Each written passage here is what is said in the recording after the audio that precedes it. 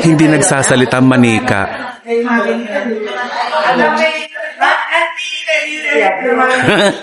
Hi guys, welcome to my vlog.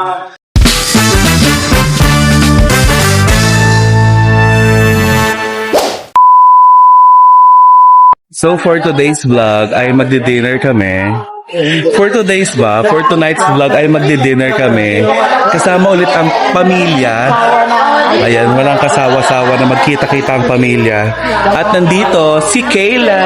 Hi Kayla. Ayan, magkausap sila ni Sang-Sang. Yan. So, nandito kami ngayon sa Aristocrat, dito sa Rojas Boulevard, kung saan ang iingay nila. Hi! Ang ingay talaga nila. Yes. Mami, anong masasabi mo? May anak kang artista. Yes! Pati nanay, artista. Kami lang naman ay naartehan. Hindi mo sa harap ng camera umaarte, sa amin lang. Naartehan mo kami, ha? Pero ang ganda ng kulay ng damit mo. Gugutom lang ako. Hindi na talaga ako nagbihis. Bakit? Sobrang init. Kaya kahit ano sabihin ng tao, wala nang bihis. Dead ma. Oo, wala na. Actually, dati ko pa sinasabihan si Mami na okay lang yan kahit nakita yung mga ganyan-ganyan. Pakialam ba ng ibang tao, di ba? Yung mga nanay dyan, yung mga babae na gustong magsuot ng hangin, ganon.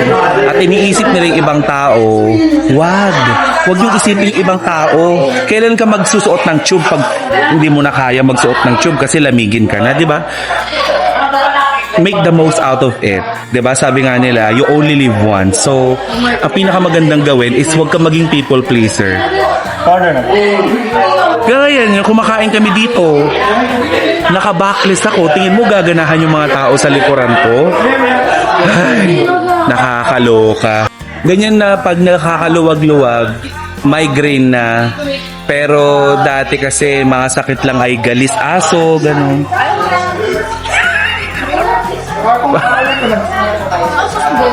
Hi, Nia. We're so sexy. Oh, yung ate ko nasa probinsya, hindi na naman makarelate sa pagiging sexy.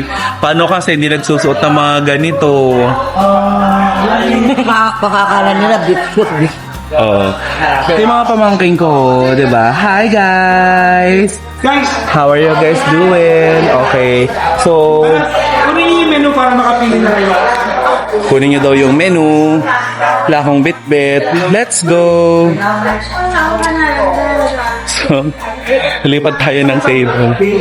Medyo majingay doon. Dito na lang tayo. Dito kaya mga kids. Dito kaya mga kids. Para maka-order na ng ano. Ayan. Anong window po kayo pupunta? Government office talaga to. Diba? Ano na lang tayo? Ito na yung cashier. Hello po. Chicken pero diba? Magkano inabot yung abuloy sa namatay? Si Maro, ano daw, fresh lumpia lang. Wala akong makakain dito. So, Sumaan na lang. Bawal na. Dapat iwan na tayo ng pagkain mo.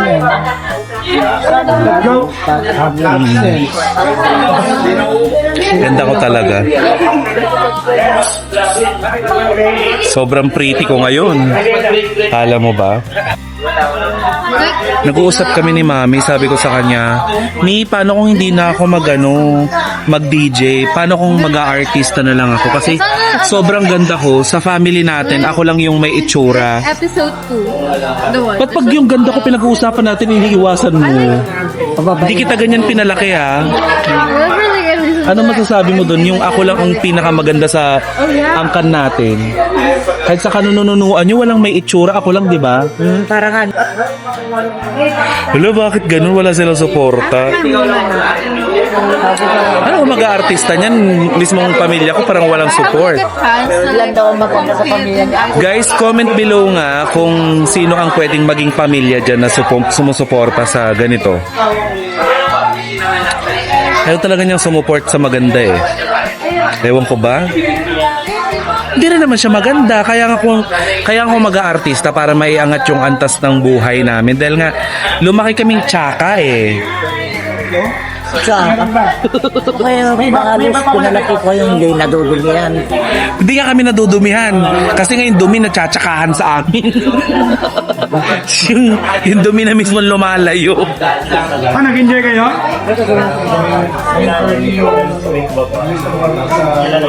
Toro fam, nag-enjoy ba kayo? Ay, si Mami Oni, oh. Tahimik lang sa umpisa. Pero siya ay kakain. Hindi yung puwit ng malaki yung tiyan. Kaloka. Si Mami Johnny. Nag-enjoy daw ba kayo? Parang nonchalant nyo naman. Nag-enjoy hindi. So, ayan. Siya shopping sila ng Hermes. Hermes! Ano yung Hermes? Bay ng casual nyo naman, ang yaman nyo naman. Wala kayong itsura pero mayaman kayo, no? How was it? Sarap ng tubig dito, no?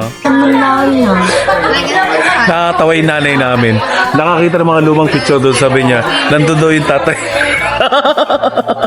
Picture na may-ari yun. Hindi kasi dito lumaki sila kulay dyan mo. Lagi kami kaya dyan. So, ibig sabihin dito kayo kumakain dati. Matagal dito si Papa. Kung dito kayo kumakain nun, asan kami? Bakit hindi namin naranasan yun? Bakit sa bahay lang kami? Dalawa lang sila pa noon. Ma, bakit gano'n? Hirap ng buhay namin dati. Tapos kayo dito kayo kumakain. Ang lahi ng Pangasinan sa Manila. Why? Taga Manila pa muna kami noon. Dami station si Nisi. Fairness, sumasagot.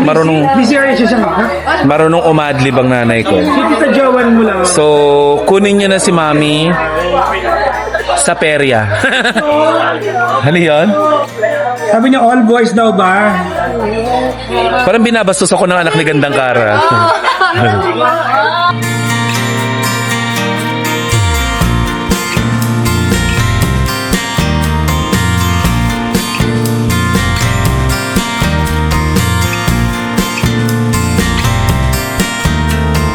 So, our food is here already. Nag-i-English. So, ayun yung mga pagkain namin. Pila.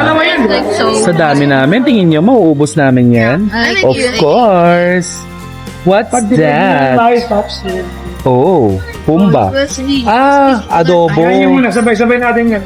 USK so with 5 times. Yeah. Yay! Your puto. Puto. Asawa ng puta. So, merong gambas. We have here our gambas. So bad. Our special guest. Gambas, tapos fried chicken, Tayo na lang. adobo. Adobo. You know what? Na-miss ko talaga ang adobo. Okay. I'm so Especially when I was in when I was in New York, bihira ako makakain ng adobo. Magpipray pa. Magpipray si Kayla. Hello po. Oh, you pray, Kayla. Ay, paling. Oh, pray daw. Pray. Go, Kayla. Ang libre ko sa'yo. Ano ko? Ano yung pray? Kumain na yung man. Amen. Okay, nag-pray na si Kayla. Siya lang ang nakakaalam ng pray niya.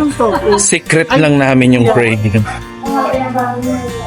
So, yun yung food namin. We have pansit. We have gambas. We have... What's this? Parang garlic rice, like fried rice. Oh my Ano yung God. pangkain yan? Ano din sa kanin? Daming food. Let's eat, guys.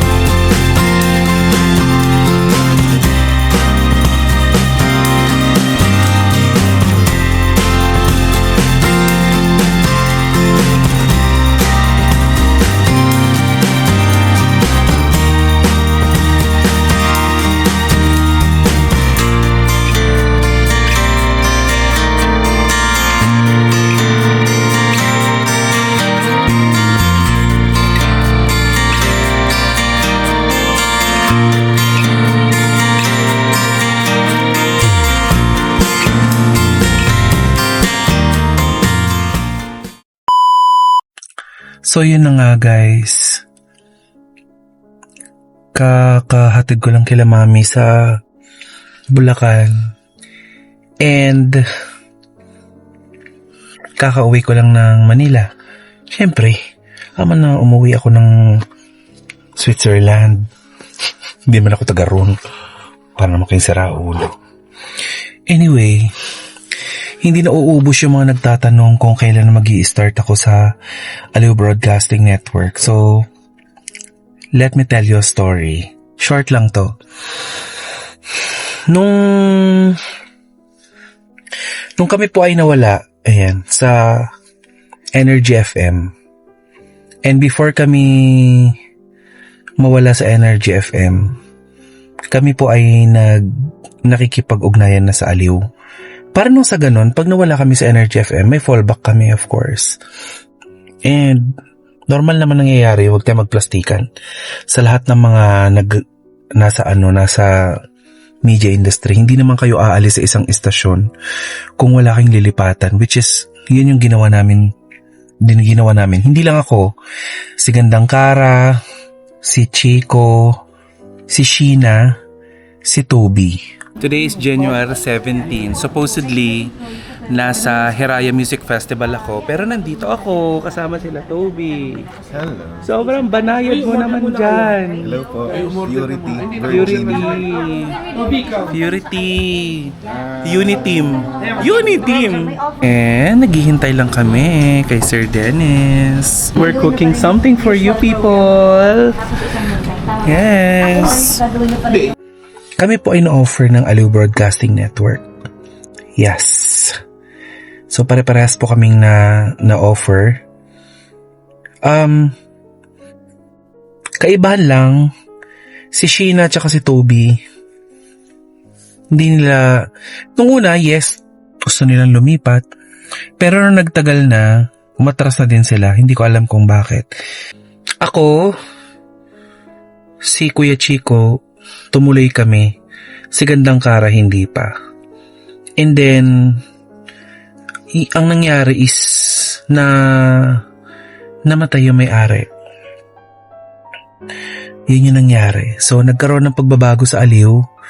Hindi ko na sasabihin pa yung mga detalye kasi syempre discretion na ng Aliw Broadcasting Network kung ano man yung nangyari sa istasyon nila, di ba? Ako po ay papasok pa lang sa Aliw. So, kasabay ng mga ilang pagbabago sa Aliw Broadcasting Network, kagaya na lamang nung nangyari sa home na nakita nyo, di ba, wala na silang DJ, all music lang sila. Discretion yun ng bagong management. And kaya din na-hold yung amin pong pagpasok sa Aliw Broadcasting Network. Tutuloy pa ba ako? Kagaya ng nabanggit ko dun kay Gandang Kara, maaring 70-20, 70-30, maaring 70-30, maaring 50-50. Kasi ang tagal na guys, ang tagal na nang hinintay ko. And syempre, we have bills to pay. We have bills that need to be, we have bills that we need to settle. We have life, diba? That need to sustain. So, hindi ko rin alam. May negotiation ngayon between Aliw and me. Ginawa ko tong video na to, hindi ako nagrereklamo ha, kasi mahirap talaga yun, mahirap yung pinagdadaanan nila, especially syempre bago ang management, kailangang ipasa ang pagmamanage ng istasyon, so mahirap. Hindi ko sila sinisisi, hindi ko sila masisisi na natagalan, pero syempre may buhay din ako na kailangang i-sustain. Ayun.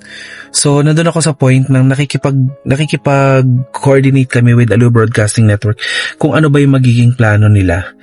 Sa ngayon, hindi ako makapagbigay ng kahit anong konkretong desisyon. So, patuloy pa rin tayong mag-aabang kung tutuloy ba ako o hindi.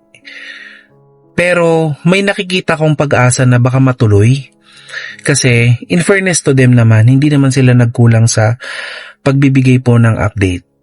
Yun nga lang, medyo natatagalan. And that's fine. Naiintindihan ko naman. And I'm sure naiintindihan din nila kung saan ako nanggagaling. And I love Aliw Broadcasting Network for that.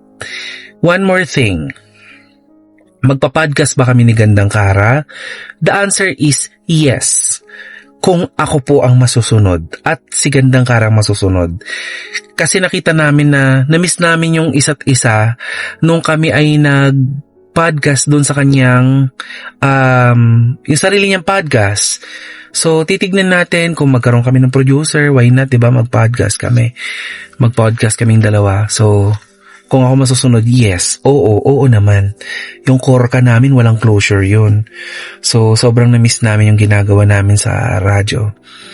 So, sa ngayon guys, kailangan ko yung patience ninyo kung tutuloy pa ba sa Aliw or hindi na.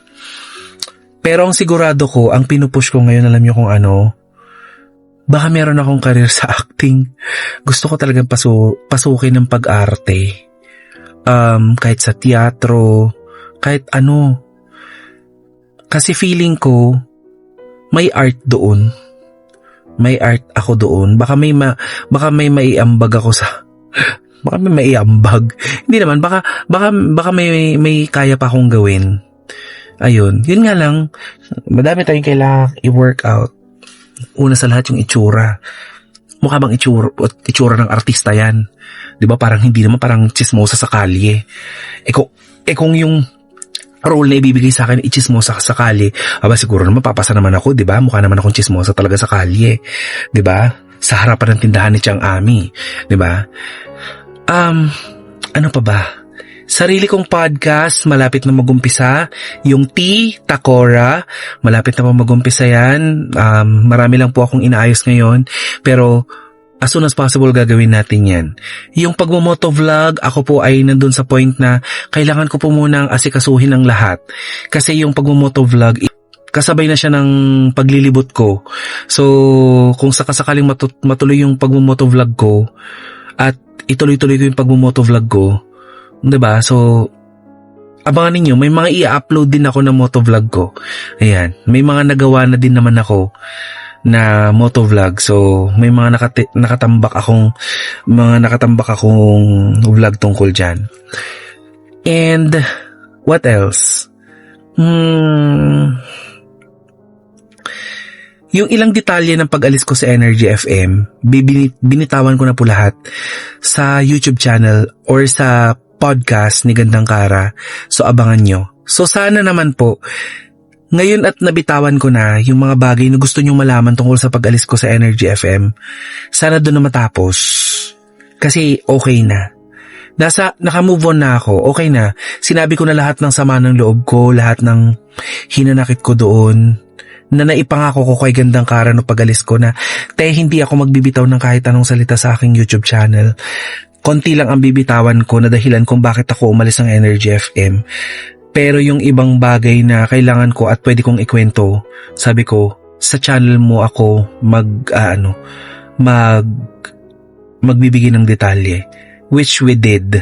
So abangan ninyo yung aking pong collaboration with Gandang Kara sa kanyang podcast.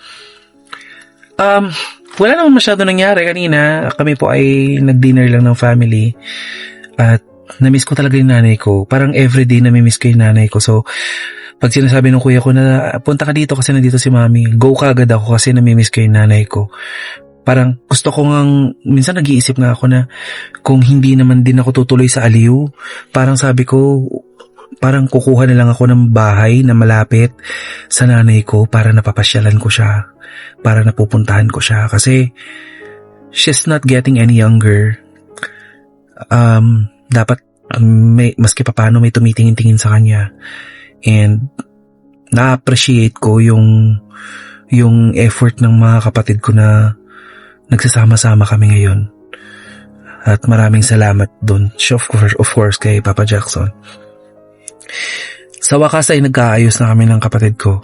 Maayos kami, kag-uusap, ganyan, nagkakasundo kami sa mga bagay-bagay. At hindi niyo ako pinapabayaan ngayon habang wala akong trabaho. At dun sa mga taong nandyan para sa akin, ayan, of course gusto kong pasalamatan si Kuya Oji Diaz. Ayan, maraming salamat. Ayan, sa lahat ng mga naitutulong mo. Ayan, sa aking mga sponsors, ang Envy Skin Beauty and Wellness. Ayan, ang Cat Encarnacion. Ayan, Mang Inasal, ayan, maraming salamat po. CLX Auto Solution, ang JC Gimperly Production. Uy, yung mga magpapakasal dyan na kailangan po ng photo and video coverage, kasama po yung prenup ninyo, yung prenup shoot, at on the day photo and video coverage, nag-o-offer na po ako ha. So, kung sakasakali po na naghahanap kayo ng photographer sa inyong mga event, ayan, nandyan na po kami. Pwede nyo na po kaming i-hire. Ayan, so meron na po ulit akong production team. So, sana sa mga naghahanap ng photographer, videographer, ayan, makeup artist, stylist, sagot na po namin yan. Nakapackage po yan. So, kung sakasakali naghahanap kayo yan, message nyo lamang po ako. Bigyan ko po kayo ng discount. Maraming salamat sa Dubai Sentify. Ayan, Dubai Sentify. At saka, marami pang iba. Yung mga hindi ko nabanggit, pasensya na. Thank you guys for watching this vlog. Ayan, again, this is your Tita Cora. Don't forget to like and subscribe into my YouTube channel and hit the notification bell upang nang sa ganon ay updated ka sa lahat ng aking ganap sa aking YouTube channel. Enjoy the rest of your day, guys! Bye!